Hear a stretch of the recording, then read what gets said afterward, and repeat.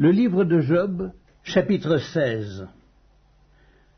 Job prit la parole et dit : « J'ai souvent entendu pareille chose.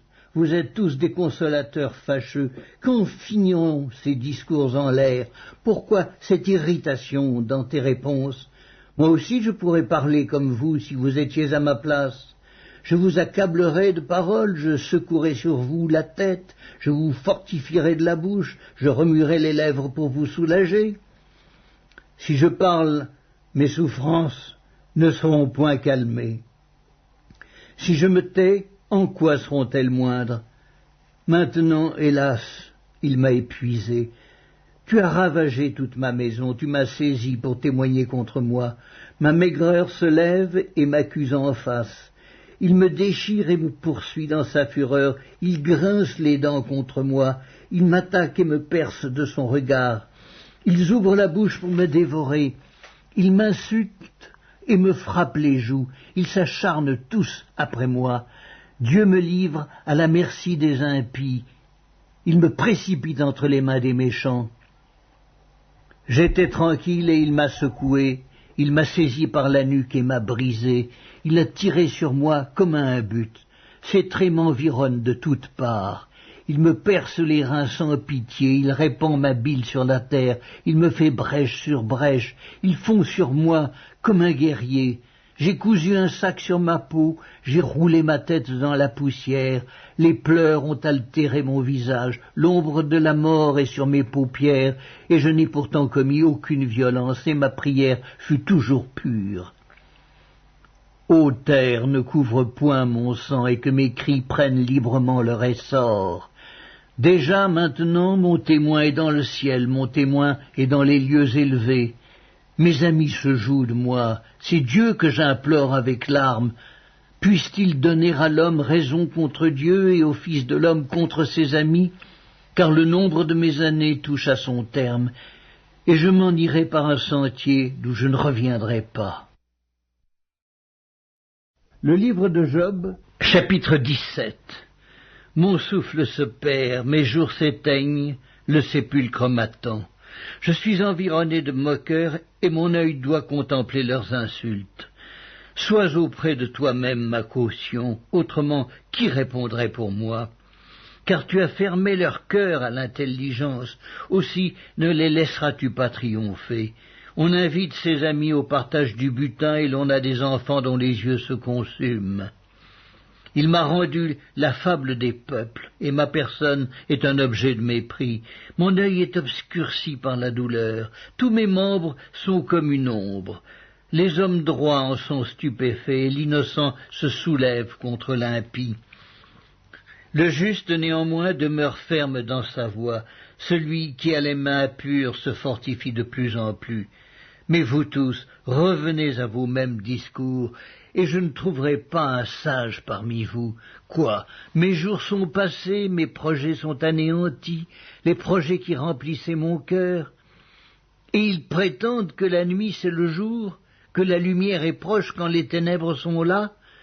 C'est le séjour des morts que j'attends pour demeure. C'est dans les ténèbres que je dresserai ma couche. Je crie à la fosse: tu es mon père, et au ver, vous êtes ma mère et ma sœur. Mon espérance, où donc est-elle? Mon espérance, qui peut la voir? Elle descendra vers les portes du séjour des morts, quand nous irons ensemble reposer dans la poussière. Le livre de Job, chapitre 18. Bildad de Chouac prit la parole et dit: quand mettrez-vous un terme à ces discours? Ayez de l'intelligence, puis nous parlerons. Pourquoi sommes-nous regardés comme des bêtes? Pourquoi ne sommes-nous à vos yeux que des brutes? Ô toi qui te déchires dans ta fureur, faut-il à cause de toi que la terre devienne déserte? Faut-il que les rochers disparaissent de leur place?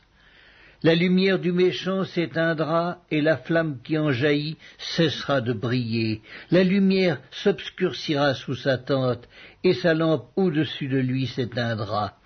Ses pas assurés seront à l'étroit. Malgré ses efforts, il tombera, car il met les pieds sur un filet, il marche dans les mailles, il est saisi au piège par le talon, et le filet s'empare de lui. Le cordeau est caché dans la terre, et la trappe est sous son sentier. Des terreurs l'assiègent, l'entourent, le poursuivent par derrière. La faim consume ses forces, la misère est à ses côtés. Les parties de sa peau sont l'une après l'autre dévorées. Ses membres sont dévorés par le premier-né de la mort. Il est arraché de sa tente où il se croyait en sûreté. Il se traîne vers le roi des épouvantements. Nul des siens n'habite sa tente. Le soufre est répandu sur sa demeure. En bas, ses racines se dessèchent, en haut, ses branches sont coupées. Sa mémoire disparaît de la terre, son nom n'est plus sur la surface des champs. Il est poussé de la lumière dans les ténèbres, il est chassé du monde. Il ne laisse ni descendants ni postérité parmi son peuple, ni survivants dans les lieux qu'il habitait. Les générations à venir seront étonnées de sa ruine, et la génération présente sera saisie d'effroi. Point d'autre destinée pour le méchant, point d'autre sort pour qui ne connaît pas Dieu. Job, chapitre 19. Job prit la parole et dit: Jusques à quand affligerez-vous mon âme et m'écraserez-vous de vos discours? Voilà 10 fois que vous m'outragez. N'avez-vous pas honte de m'étourdir ainsi? Si réellement j'ai péché, seul j'en suis responsable. Pensez-vous me traiter avec hauteur? Pensez-vous démontrer que je suis coupable? Sachez alors que c'est Dieu qui me poursuit et qui m'enveloppe de son filet. Voici, je crie à la violence et nul ne répond. J'implore justice et point de justice. Il m'a fermé toute issue et je ne puis passer. Il a répandu des ténèbres sur mes sentiers, il m'a dépouillé de ma gloire. Il a enlevé la couronne de ma tête. Il m'a brisé de toutes parts et je m'en vais. Il a arraché mon espérance comme un arbre. Il s'est enflammé de colère contre moi. Il m'a traité comme l'un de ses ennemis. Ses troupes se sont de concert mises en marche et se sont frayé leur chemin jusqu'à moi. Elles se sont campées autour de ma tente. Il a éloigné de moi mes frères, et mes amis se sont détournés de moi. Je suis abandonné de mes proches, je suis oublié de mes intimes. Je suis un étranger pour mes serviteurs et mes servantes. Je ne suis plus à leurs yeux qu'un inconnu. J'appelle mon serviteur, et il ne répond pas. Je le supplie de ma bouche, et c'est en vain. Mon humeur est à charge à ma femme et ma plainte au fils de mes entrailles. Je suis méprisé même par des enfants. Si je me lève, je reçois leurs insultes. Ceux que j'avais pour confidents m'ont en horreur. Ceux que j'aimais se sont tournés contre moi. Mes os sont attachés à ma peau et à ma chair. Il ne me reste que la peau des dents. Ayez pitié de moi, vous, mes amis, car la main de Dieu m'a frappé. Pourquoi me poursuivre comme Dieu me poursuit? Pourquoi vous montrer insatiable de ma chair? Oh, je voudrais que mes paroles fussent écrites, qu'elles fussent écrites dans un livre. Je voudrais qu'avec un burin de fer et avec du plomb, elles fussent pour toujours gravées dans le roc. Mais je sais que mon Rédempteur est vivant et qu'il se lèvera le dernier sur la terre. Quand ma peau sera détruite, il se lèvera. Quand je n'aurai plus de chair, je verrai Dieu. Je le verrai et il me sera favorable. Mes yeux le verront et non ceux d'un autre. Mon âme languit d'attente au-dedans de moi. Vous direz alors, pourquoi le poursuivions-nous? Car la justice de ma cause sera reconnue. Craignez pour vous le glaive, les châtiments par le glaive sont terribles, et sachez qu'il y a un jugement. Job, chapitre 20.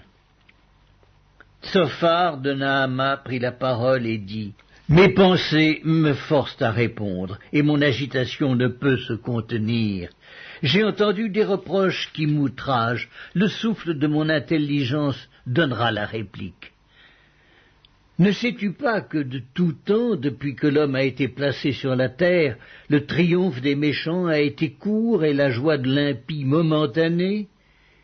Quand il s'élèverait jusqu'aux cieux et que sa tête toucherait aux nues, il périra pour toujours comme son ordure, et ceux qui le voyaient diront « Où est-il » Il s'envolera comme un songe et on ne le trouvera plus.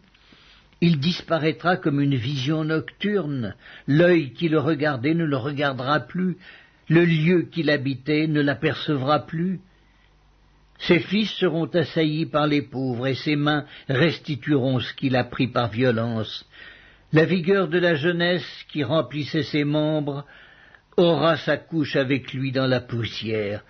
Le mal était doux à sa bouche, il le cachait sous sa langue, il le savourait sans l'abandonner, il le retenait au milieu de son palais, mais sa nourriture se transformera dans ses entrailles, elle deviendra dans son corps un venin d'aspic.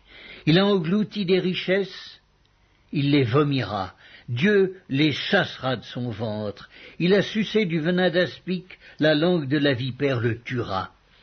Il ne reposera plus ses regards sur les ruisseaux, sur les torrents, sur les fleuves de miel et de lait.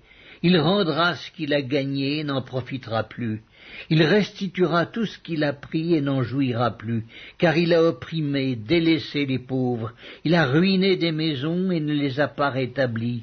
Son avidité n'a point connu de bornes.